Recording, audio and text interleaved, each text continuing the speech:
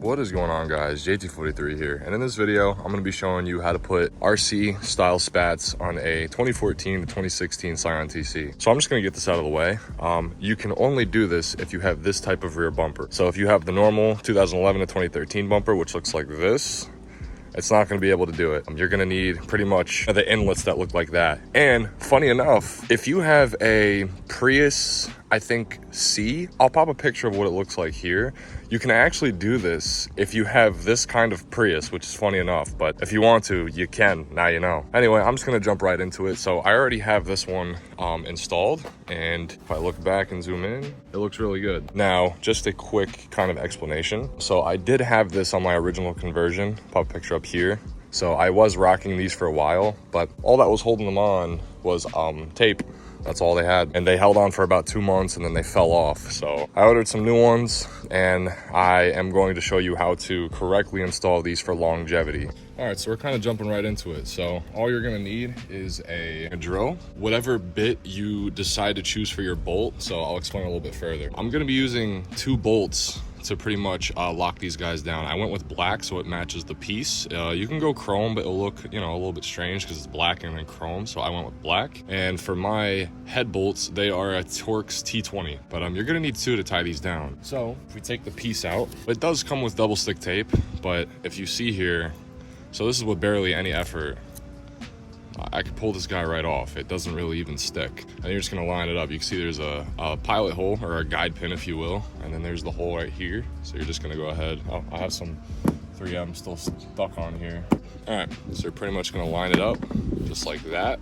So it'll sit in the guide pin, so it's in place. So this piece is supposed to be sitting flat, but because of the way it sits more like this inside the car instead of sitting kind of flat with the guide pin like that. What happens is when we drill this down, what it'll do is it'll kind of poke out a little bit like that because it's drilled down. And the reason why we're gonna have to drill over to the side here is because since it is on that angle, if we drill in the middle, the bit might not catch the actual bumper of the car. So the way that I had to do it on that side is I put this in here. I had to drill up because if you drill in through here, it's not going to catch anything at all, and then, you know, it'll be flimsy. The bottom you don't really have to worry about because, you know, the bottom you just drill it into this section here and there's plenty of space for the bit to catch. But the top is where you have to be a little careful because the middle piece here is where that hollow square is, so you have to kind of drill up top here. So now that we have everything set, I'll show you exactly what I mean. So you're gonna have to use some force,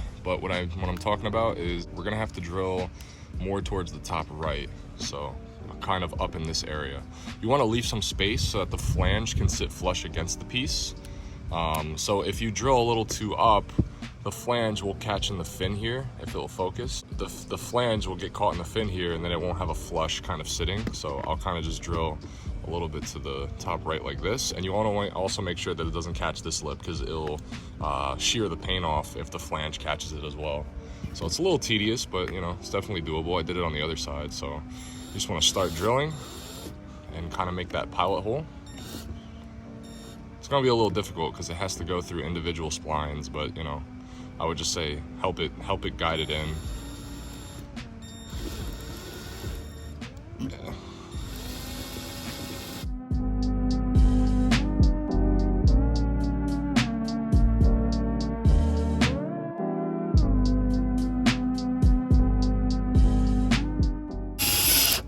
Okay, so I got through the 3D piece and now it's just drilling into the bumper.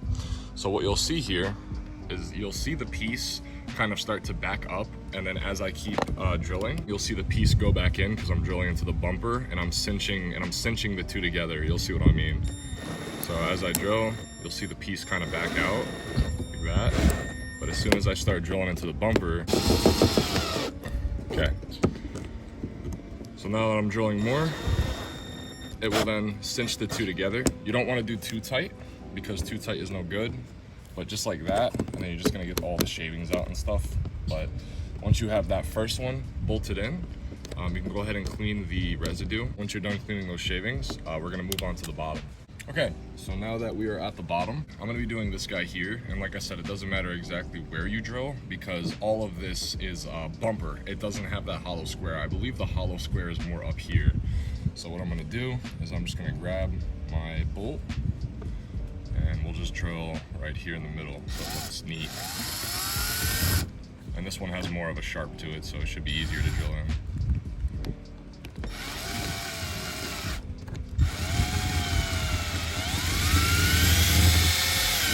So just like that, we drilled in. And just kind of slowly finish it up.